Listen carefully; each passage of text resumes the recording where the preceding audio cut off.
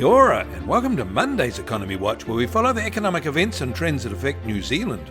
I'm David Chaston, and this is the international edition from interest.co.nz, and today we lead with news that 100 days of mayhem has not only killed the global leadership position of the US, Americans themselves, both consumers and business, are reacting by turning sharply defensive.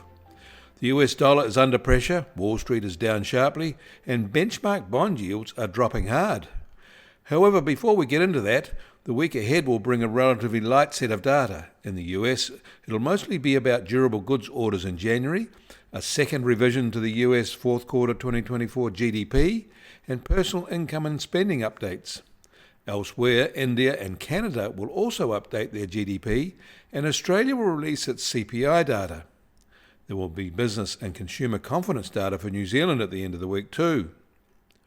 Over the weekend, the US February PMI showed that output growth was faltering and payrolls are declining as optimism slumped and as costs rise.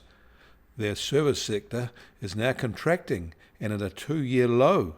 Their factory sector is expanding, however, but only back to its mid-2024 levels. And it isn't any better for American consumers. The final survey results for the University of Michigan Consumer Sentiment Tracking have come in weaker than the flash result, which is an indication of a sharpish turn lower. In fact, it is now 10% weaker than in January, 16% weaker than a year ago. American consumers are spooked. One reason is that they see higher inflation ahead.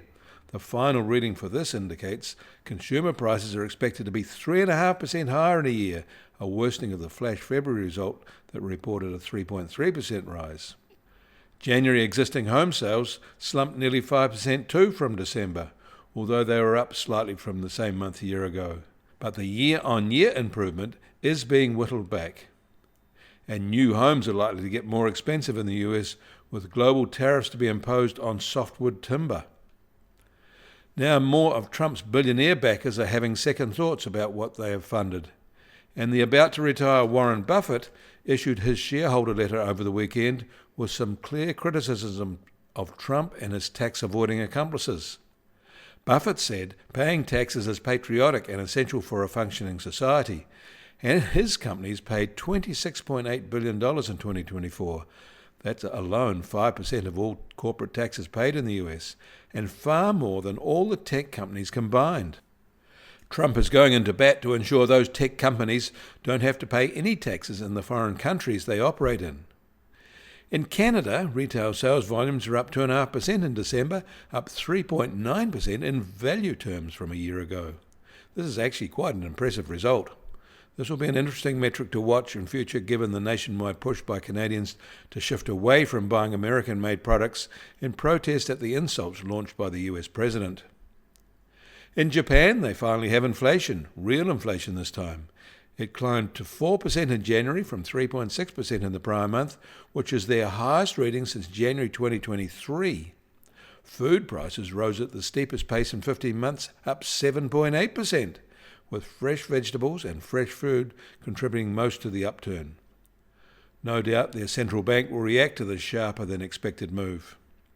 And despite that, the Japanese February PMIs showed improvements in activity in both their services and factory sector, with their services sector expanding at a healthy rate for a developed economy and their factory sector contracting less.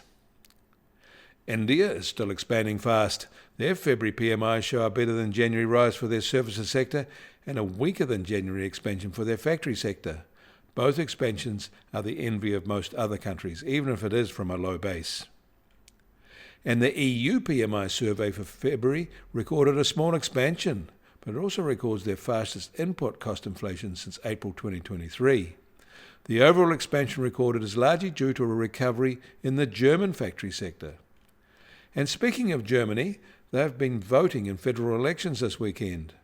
Counting is underway, and it seems no party won a majority.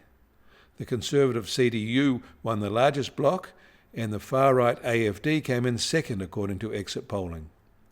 But as other parties have declared they won't work with the revivalist Nazi Party, they're in for a long negotiating period to form an MMP government. But a grand coalition remains a possibility. In Australia, who will probably go to the polls themselves in May, their February PMIs report an improving economic activity situation, with their services activity at a 6-month high and their factory PMI at a 27-month high. However, to be fair, neither levels are particularly strong compared to other countries. The US Treasury 10-year yield is now at 4.43% and up 1 basis point from this time on Saturday. And the price of gold will start today at just under $2,935 an ounce and down $3 from Saturday. And oil prices are down 50 US cents at $70.50 a barrel in the US, while the international Brent price is now just under $74.50 a barrel. These markets are looking at a future of lower demand and higher output in inventories. And the Kiwi dollar is now at 57.4 US cents, down 10 basis points from Saturday. Against the Aussie, we're up 10 basis points at 90.3 Australian cents. Against the euro, we're down 20 basis points at 54.8 euro cents. That all means our trade weighted index starts today at just over 67.1 and down 10 basis points from Saturday. And the Bitcoin price starts today at $95,618 and down 1.8% from Saturday. Volatility over the past 24 hours has been low at plus or minus 0.7%.